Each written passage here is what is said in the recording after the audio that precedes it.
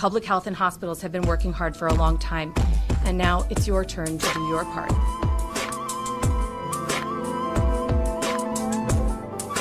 This virus is unforgiving. It spreads before you even know you've caught it. And it tricks you into believing that it's nothing more than a little influenza. For many of us, it may not be much more than the flu. And so it can be very confusing as to why schools are closed, restaurants are shuttered, and now the virus is taking what's left of our precious liberty. But the real problem is not the 80% who will get over this in a week. It's the 20% of patients, the older, those that are immunocompromised, those that have other medical problems, who are going to need a bit more support, some oxygen, or maybe a ventilator, life support. We do amazing things like this to save patients in our American hospitals and across the world every single day, but we can't take care of everyone at once.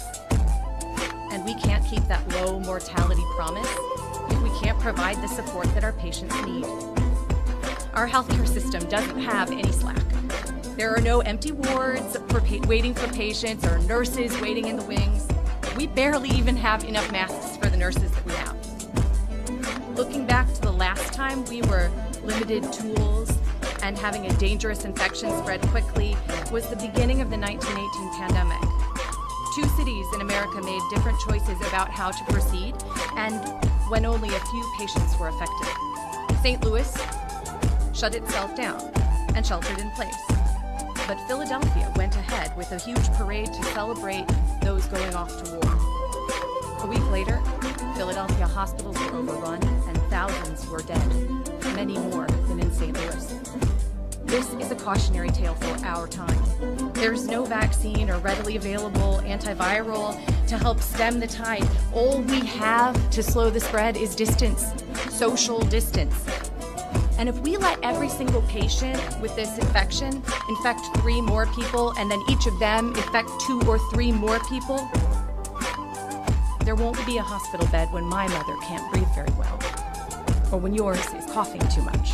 How can soccer or book club be so dangerous? Why ask so much of people for just a few hundred cases? Because it's the only way to save those lives. And now is the time. Because the numbers you see today in the news are the people that got sick a week ago.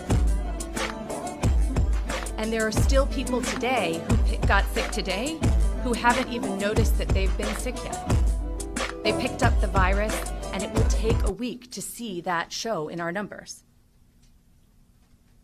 Waiting for hospitals to be overwhelmed will leave the following week's patients with nowhere to go. In short, without taking drastic measures, the healthy and optimistic among us will doom the vulnerable.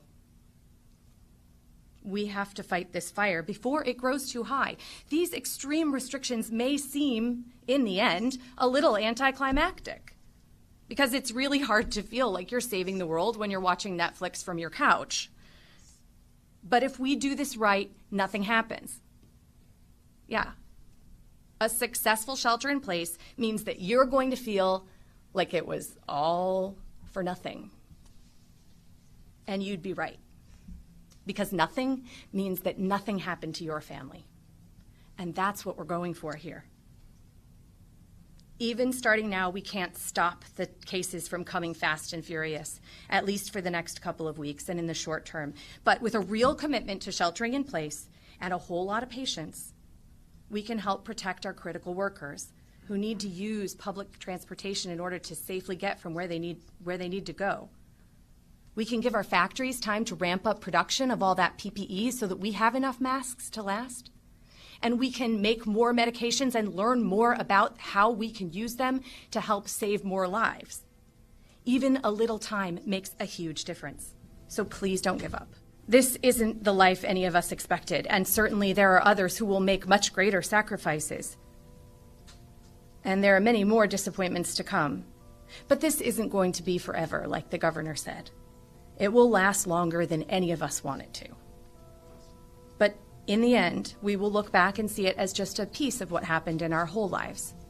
And we have to remember that. And I know we'll get through this together and find a way back to the life that we used to live. A huge sacrifice to make, but a sacrifice that can make thousands of differences. Maybe even a difference in your family too.